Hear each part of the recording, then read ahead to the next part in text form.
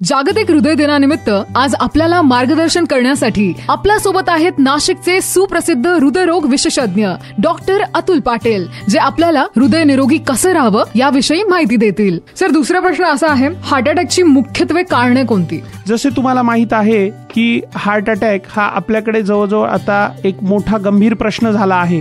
त्याची मुख्य कारणे म्हणाल तर diabetes, uncontrolled blood pressure, physical activity नसणं, लठ्ठपणा, तशीच काही प्रमुख व्यसने जसे की स्मोकिंग, टोबॅको, तंबाखूचे व्यसन, मग ते कुठल्याही प्रकारात असो, गुटखा किंवा तंबाखू खाणे, यामुळेही हृदयरोगाचे प्रमाण मोठ्या प्रमाणात वाढते.